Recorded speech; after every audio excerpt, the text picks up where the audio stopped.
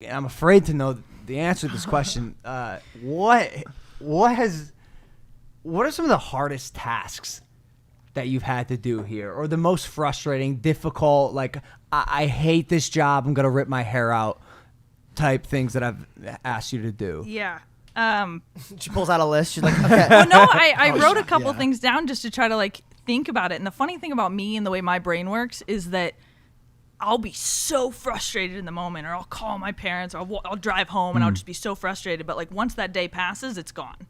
And I'll think about it. Maybe I'll mull over it for like, if it's something big, maybe for the next like week or whatever. But then if my mood and my endorphins have changed, then I've changed. So the things that come to mind are the jet ski era made me want to die. It was that bad? It was. I remember that. I wanted to turn anything? you into a jet ski and then ram you into the side of the pool. They were too small. They were too big. They were leaking didn't oil. work. They didn't work. How many jet skis did we go I through? think I went through 7 of them. And people see the end result. They see the video of us with the jet ski in the pool. But what they don't see is the interaction that exists between you and the person coming to sell it. Then the thing doesn't start. You have to tell them to put it back on the trailer, move it out. We're not paying for it. Actually, you're paying us for wasting our fucking time. Yeah. That's whole thing. And I think that is actually the through line for what does frustrate me the most is a simple ask via Logan of find me a jet ski. Simple, right? Not. And so it just takes me and it just goes through so much. And in my position, I'm like, they think it's just so easy to find a jet ski. It's not. Yeah. And so it's like the other thing I thought of was I love travel and I love travel coordinating.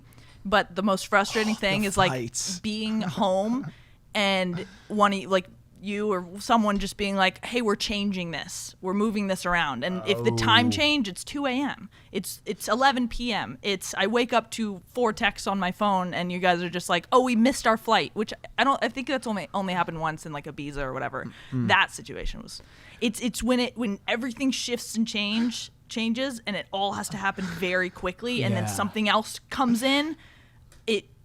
I'm like, that is such a unique and important skill to have for someone in your position. Yeah. Being able to call an audible and activate quickly. Adapt. yeah. And I think I can activate and I can do it You're- successfully. you can, of course, I of just course, don't Dani. want to. Yeah, you're incredible. And honestly, like through the years, one of the I can't even look at them. you want to show? I'll just let's see what happens here. We got some hull damage. This whole thing is a disaster. Disaster.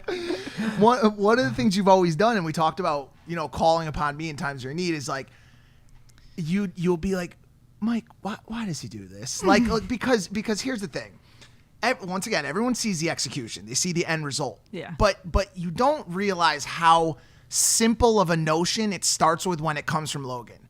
Dani, I want to build a couch in the floor. Make it happen. And you're sitting there and she comes to me. She'll come to me and she'll say, Mike, Logan wants to dig a hole in his perfect hardwood floor that makes up 20% of the value of this fucking $8 million house. She'll come to me and she'll say, what are we going to do? And I'm like, I can talk to him, but I assure you, no matter what I say to him, he's going to want certain things. I know he wants to dig the fucking hole. Yeah. And so now she has to go activate on a task that is essentially destroying property. You have someone who's going to come in, destroy the floor with a jackhammer in the middle of the morning every day and blow a hole in the floor essentially. And she's got to go make it happen even though she knows she shouldn't fucking do it. Yeah, I think something that I learned from the very beginning, and I actually learned this in PA work, working as a production assistant on set, is don't get in the thought process of asking why. And I don't know if you've noticed it from me, but I've been asking why a little bit just because I'm like having fun being curious. But previously, I just wouldn't ask why. I would just do it because the moment my brain goes into why and starts to legitimize or try to put logic to it, it'll ruin the whole thing. It's just do it. Don't ask questions. And It used to frustrate me a little bit, not with you, but when I'd have this idea and someone would question it in a way where it was immediately negated. Right. But with you, especially now you've been here for so long, and I really do value your opinion. I like talking through my decisions. Yeah. It's good to say them out loud and get a second opinion, and it's part of the reason. Like, I think it's safe to say our whole team has gotten extremely candid with just like being open and talking through pretty much every decision that we make.